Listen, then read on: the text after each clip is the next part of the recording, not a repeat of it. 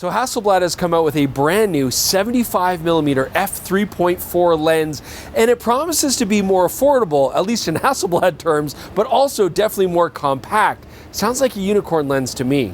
So Hasselblad is actually classifying this 75mm lens under their P series. P stands for portable, and it is certainly more compact than some of the other lenses, but it is also more affordable. I mean, this lens is intended for things like street photography and some portraiture. If you look at other lenses, the Hasselblad 90mm, as you can see, the price on the lens is still going to be way more expensive. And then you've got the lens like the 80mm f1.9. This is Hasselblad's fastest XCD lens to date. Vastly more expensive, absolutely. Where this new 75mm is really intended to compete is against their XCD 65mm f2.8. So that's a very normal lens. That gives you a 50mm full frame equivalent, nice shallow depth of field, but this lens is going to be 40% lighter. This is going to give you a slightly more telephoto, 59mm full frame equivalent, and that f3.4 aperture isn't bad. So let's take a look at it. I'm Chris Niccolls, this is PetaPixel. We're going to play with the portable Hasselblad. So one of the biggest issues when you're shooting a lot of digital photos week after week is how do you keep those organized? How do you cull them easily and efficiently? How do you keep track of what you've already taken? That's where Excire's award-winning software comes into play. So one of Excire's most powerful AI-based tools is being able to find photos you've already taken using their prompt search. So I can type in something like, show me all the photos that are beach related. We'll go through my whole catalog, doesn't matter where the photos are on the computer, and it will bring those up for me to peruse. Or with people, I can do things like, what's their age roughly? Are they smiling or not? And again, it will find all those photos for you very easily. So Excire also has this really powerful AI-based culling tool, and this is really handy to get rid of photos that you know you're not gonna want. So put in filter tags like out of focus shots, or people aren't smiling, or eyes are closed, and Excire will automatically cull those for you. Saves you a ton of time. Best of all, it's really easy to incorporate Excire into your current workflow. So you can use it as a standalone organizer just using Excire Photo 2025, or you can use the Adobe Classic Lightroom plugin, Excire Search 2024. So try out their 14-day free trial or download your full lifetime license of Excire today. Link in the description below. And PetaPixel viewers, you guys will save 15% off that license. Just use coupon code PetaPixel. So this new Hasselblad 75mm does absolutely live up to its portable moniker that it's been given. It's only 398 grams. I mean, that's incredibly lightweight. I mean, we're looking at a fifth of a Noct. That's insane. So very easy to carry around. You definitely feel the balance more on the body than you do the lens. It's kind of back heavy because Hasselblad X2Ds have some weight to them. We've got a 72mm filter thread here. We've got the very sexy but kind of annoying Hasselblad hoods as always. This one's not bugging me as much as some of the others do, but sometimes it's still annoying to put on. And like all Hasselblad lenses, very minimally appointed. In this we have no buttons, no controls, just a nice manual focus ring with those little cute Hasselblad H's cut into it, and that's because most of the controls are done right here on the body.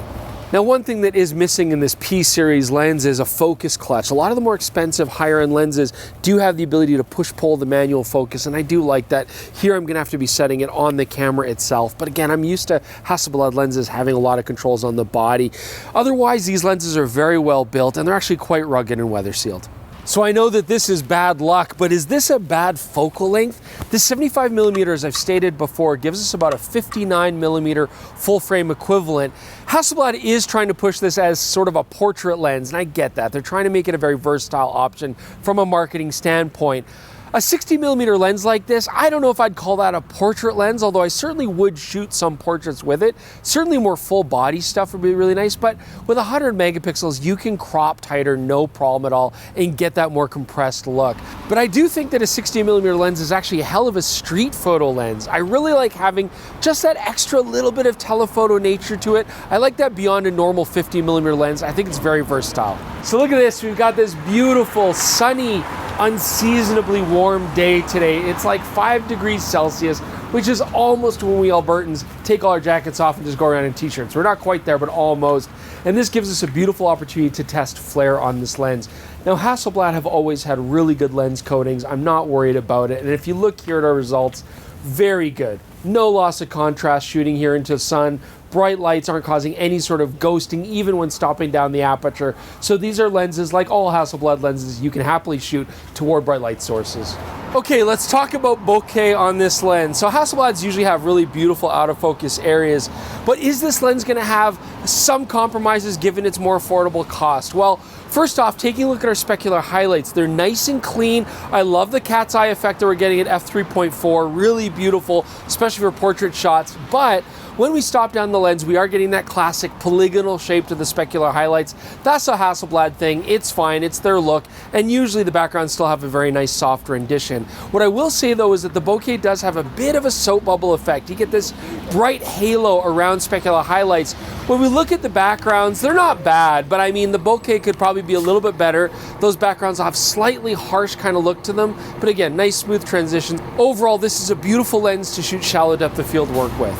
So there's a couple of things on this lens that aren't even worth mentioning, so of course I'm going to proceed to mention them. So first off, Loca, that longitudinal chromatic aberration where you get, I don't even need to explain, I'm not mentioning it, but anyways, this is a slower lens, it doesn't have Loca, we don't need to worry about it.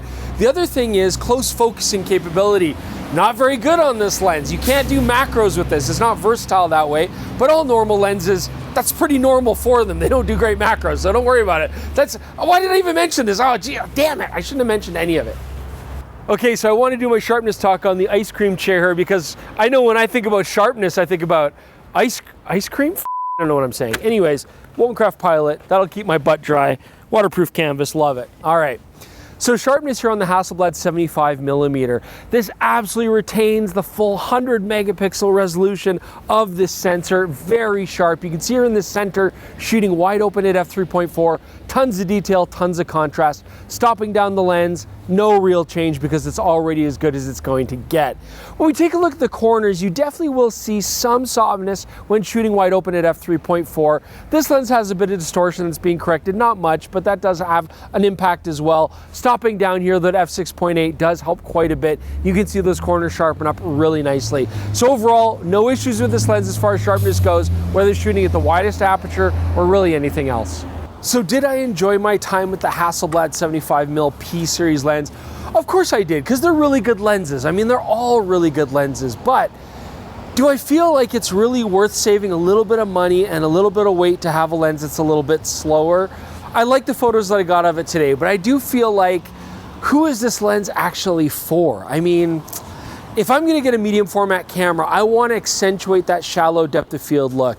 And I'm already spending a lot of money, what's a little bit more? I think I'd prefer to have something a little bit faster in most situations and just spend the extra money at that point. It's a drop in the bucket considering how much the whole kit costs. And at the same time, you know, if I was looking for a good general purpose lens, I'd probably get the 35-70 zoom. It's very nice optically. And then this lens compared to that, I'm basically getting the same aperture. I don't really see much benefit to doing that. Absolutely though, I like it as a street photography lens. I like the focal length. I think you can do some nice portraiture with it as well, absolutely. And it is certainly retaining all the beautiful quality inherent in this 100 megapixel sensor. So, as a walk-around kit, the X2D and the 75mm for what I'm doing on the street, I still feel like the body is overly heavy. I don't know that a slightly heavier lens on top of that would really burden me that much. And I also feel like the main things holding this camera back from being a good street camera is the fact that the autofocus is still kind of blah. That's not the lens's fault, that's the body, but that's really the big holdback for me to use this as a street photo camera. Still, when everything is lined up properly and the lens focuses, you get a really stable leaf shutter that has no mirror shake, and you get a really nice stabilized body, and so it does make for beautiful sharpness, beautiful image quality on the streets. So in conclusion, nice lens, I enjoyed using it, but I don't know if it really had a desperate need to exist, to be honest. I feel like it's already covered pretty well by a lot of other XCD lenses, but you might disagree. So leave those comments below. Let me know what you think about this little portable 75mm lens. We always love to hear your comments. We like to answer them on the podcast, which is on this exact same channel, or you can listen to it on all your favorite podcasting apps. Just search for the PetaPixel Podcast. Otherwise, please do check out our merch store. Go to store.petapixel.com. You can see all of the fantastic merch that supports the entire editorial team, and we appreciate it very much. Thanks so much for joining us. We'll see you soon with more on PetaPixel.